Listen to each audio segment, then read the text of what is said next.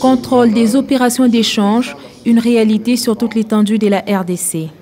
Désormais, avec Isis DDR, un nouveau logiciel intégré de gestion et échange d'informations avec toutes les parties prenantes, les partages, l'analyse et même la collecte des informations en temps réel peut s'effectuer sans trop de peine. Il sera possible de certifier la viabilité et la conduite de la politique monétaire de façon efficiente et ainsi développer durablement l'économie congolaise.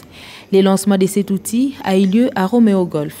Aujourd'hui, nous arrivons à un point où la Banque centrale a prévu pour chaque banque un lien qui nous permette de nous connecter directement dans un système d'identification. Chaque utilisateur disposera d'un code et d'un mot de passe. Et sur ce site, nous pourrons charger les informations des transactions que nous faisons au jour le jour. Ceci peut paraître banal, mais ça constitue une avancée technologique dans le traitement des services bancaires.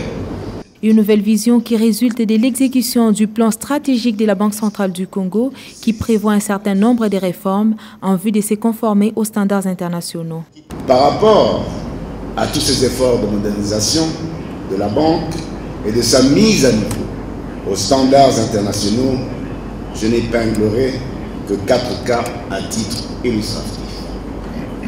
Le premier cas, c'est la capacité de collecte régulière de données statistiques. Vient ensuite l'analyse pointue des informations ainsi récoltées et qui tient compte des données historiques, des cycles économiques, ainsi que des chocs exogènes et endogènes. Et le troisième cas, c'est le partage des dites informations et analyses avec toutes les parties prenantes. Et enfin, le quatrième cas, c'est par rapport au renforcement de son système de gouvernance et de gestion.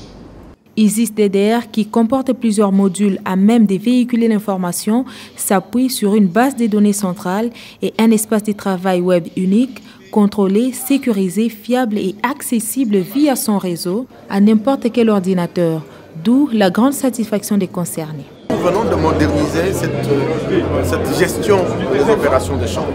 Donc au lieu que les banques travaillent avec le support papier, parce que les banques, lorsque le client voulait souscrire au modèle de change, au document d'échange, importation, exportation ou transfert des capitaux, les banques devaient se procurer ces documents auprès de la Banque centrale en dur et les faire souscrire auprès de leur clientèle.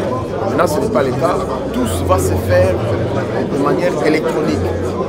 À noter que la remise des brevets aux séminaristes sur la formation de l'usage de cet outil a sanctionné cette cérémonie.